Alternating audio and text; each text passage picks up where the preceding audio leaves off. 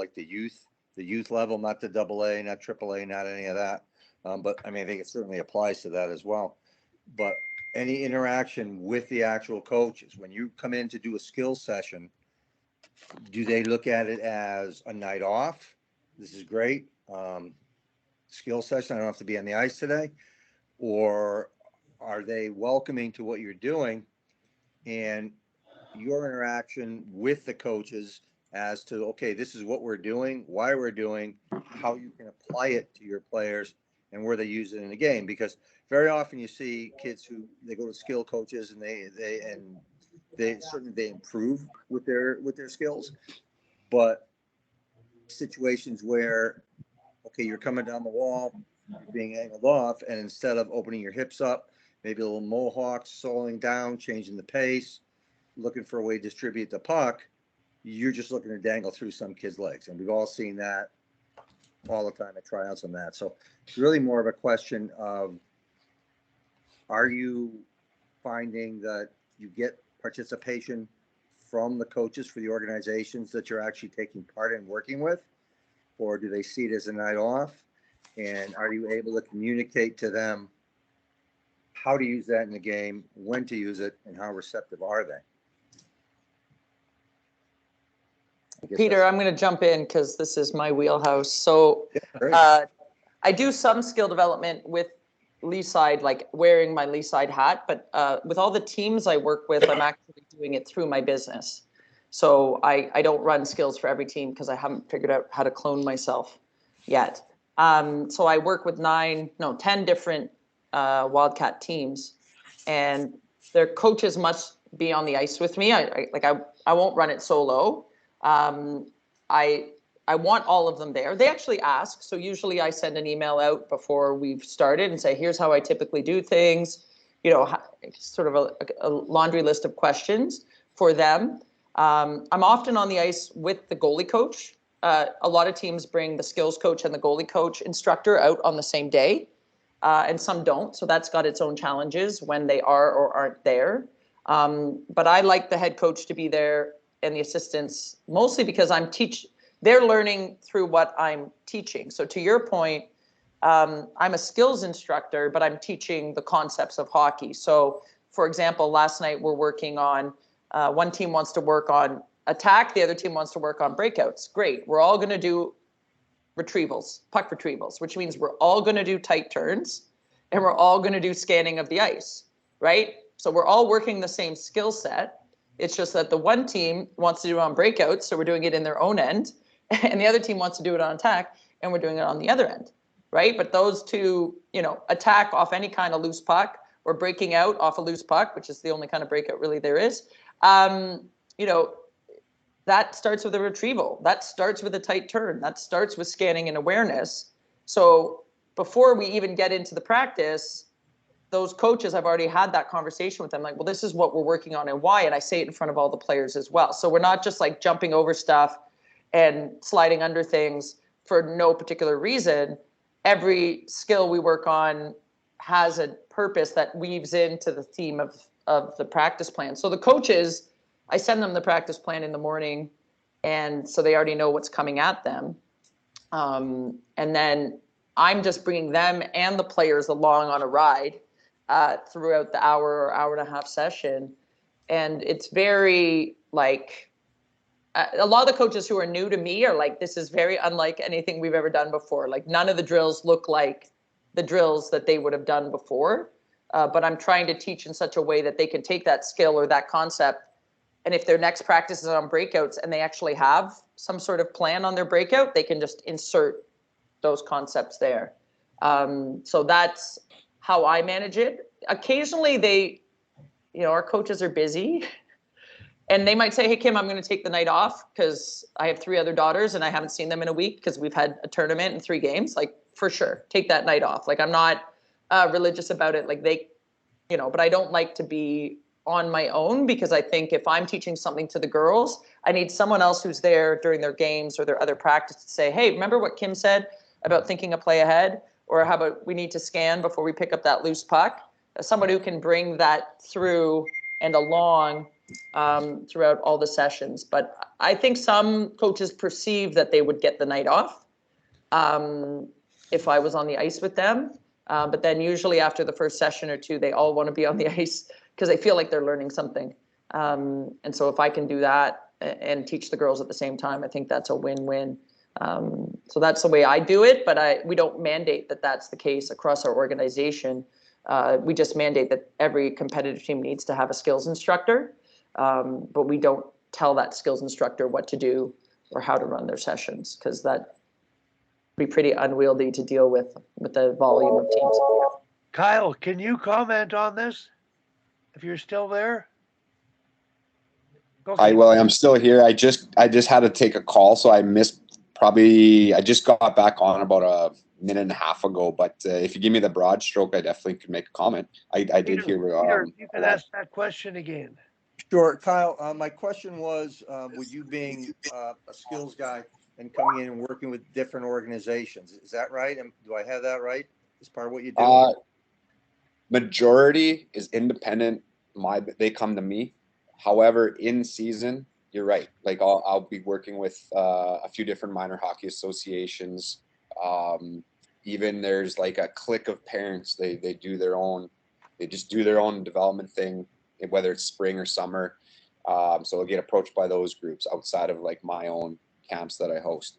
But yeah, so for the season coming up, off the top of my head, there's 3 different organizations at a regional and minor hockey association level, which would be like the town or city level or area level that I have on the docket. And again, I don't try to overdo it because I want to be at the majority of those sessions, not just book it and send people to it. But sure, go ahead. Yeah. So my question really is, you coming from the outside in, so to speak, when you do work with these organizations, the interaction that you might have with the coaches, as far as, first off, do they perceive it as a night off so they don't have to be on the ice? Do they understand, and they are on the ice, and they understand what you're doing, how it can apply, and how they can use it in a game with their players? Yep, good question. So I'll lay out my intent and how I like to go about it and how I propose it to the minor association as a starting point to answer that, and then we can talk about how it really goes, or some of the barriers that do occur.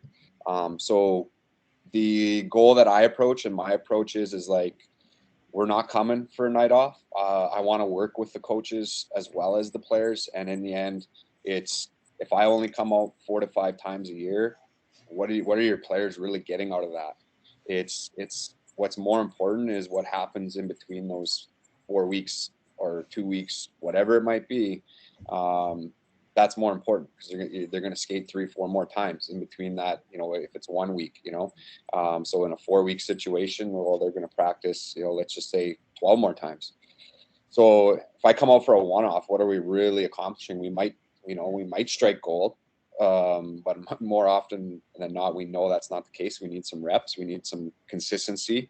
Even the coaches are going to, and that's from a player perspective, but even the coaches are going to need some reminders and different situations that come up as we're trying to teach. So in my proposals, it's all about that continuity and trying to build consistency so they can run. And again, kind of like Kim mentioned, that identity of their association and those principles. And it's more about building what are our principles for this association to raise some really good athletes. It's not about wins and losses. It's about making sure these guys have an opportunity to play junior hockey or college hockey if they're women, etc. So one big piece of that, bridging into the other part of it, is what I request, essentially require, is like, hey, if we're going to do this, I need some sort of mini clinic or some sort of Zoom or Skype like this where I can talk to all the coaches ahead of time. Because number one, I need to make sure and trust that the message is clear. I trust the coordinator that I'm dealing with will pass on the message, but usually that's just in an email and it's 1 or 2 paragraphs and it's very broad. It's not enough. I want to have some sort of relationship built, or face-to-face communication before I come into their town and in their coach's room and start saying, hey, here's what we're doing tonight, guys. We want to have a little bit of a somewhat of a plan and somewhat of an icebreaker. So that's something that that would be done for the most part. So going into the second part of how it actually is communicated, organized, and done, it's a wide variety, and you got to be on your toes. There's a lot of people that are really bought in and ready to learn. They have the right mindset, whether they're experienced or not. I would say the vast majority are ready to take that step. More often than not, there's people, and it's usually only a couple. They're just not organized. They didn't read emails. They don't know what's going on. They just heard it's coming. We're coming out, right? And they don't understand that, hey, we still want you to participating, leading some drills. We're going to work with you as much as we are the players, etc. And then there's some people that are they're just guarded. They don't need to be told. They don't, they have their own agenda. Those ones are hard to crack. And I honestly don't spend a ton of energy trying to change their mind. I try to just focus on the guys that are. And it's unfortunate, but that's the way it's got to be, especially if we're only coming out twice a month or once a month, whatever it might be. We got to maximize the time. And if I'm wasting too much energy on trying to convince someone, it's the same old lines. I've coached 30 years and I played junior or whatever. It's like, okay, it's one of those ones where you don't want to put in a confrontation or embarrass them based on what they actually do know or what they can implement. But they definitely, there's not many associations here in this province that have like a success like let's just say a Locomotive or other associations that have a strategic plan for long-term development. So yeah, hopefully that kind of gives you an idea of how I approach that. I don't know if you have any other questions based on that reply. No, it does. It's great. I love the fact that you do either a Zoom or a Skype to get the guys and gals on board to see who. Honestly, at the end of the day, it tells you probably who's going to show up, and you'll get an idea of what kind of support you're going to have. So I love that idea.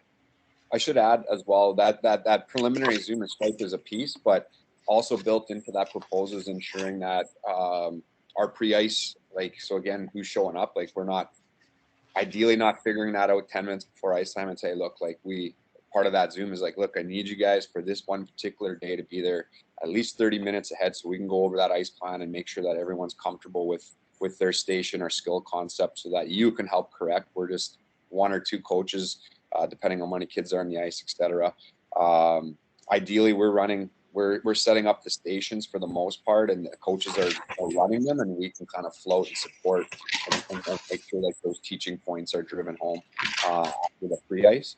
We'll generally run the big group warm up if there is any full ice type of drill or obviously smaller game. We'll run that part too and kind of deliver that. So give them a little bit of just how to communicate and see that as well. And again, take in any feedback that they might have too. There's that part. So debriefing is important.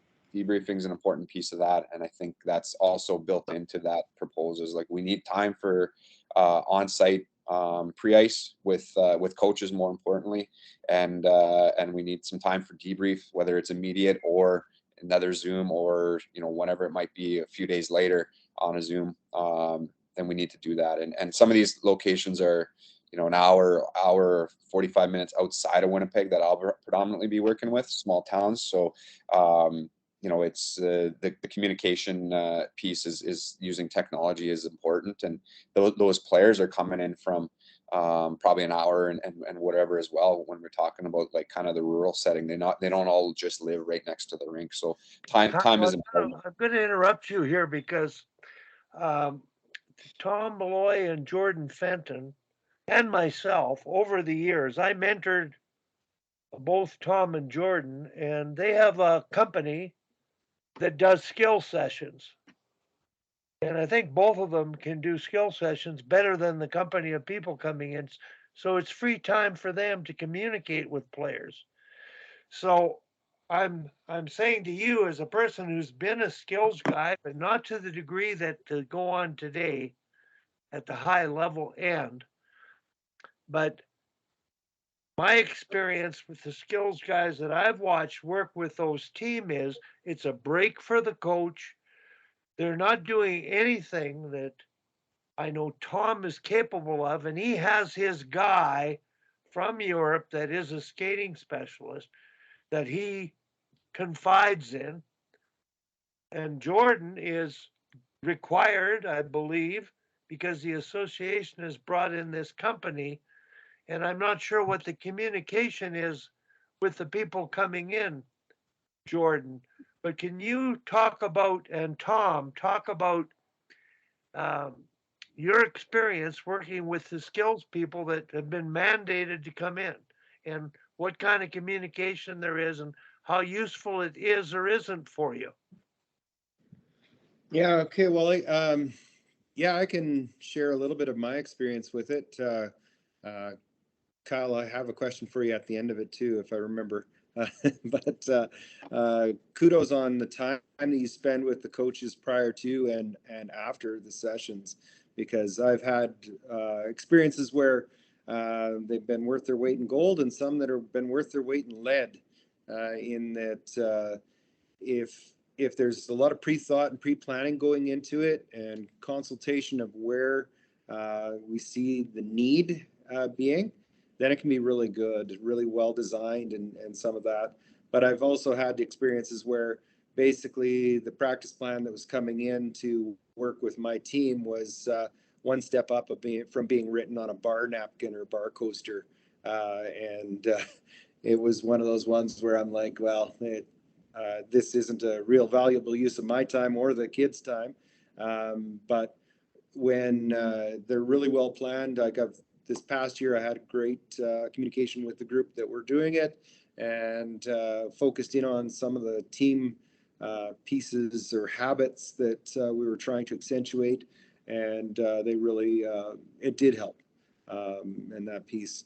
But it comes down to that communication piece and expectations. I've had it, of course, working with the female athletes, where some of these guys that are hired by these companies are just fresh out of junior.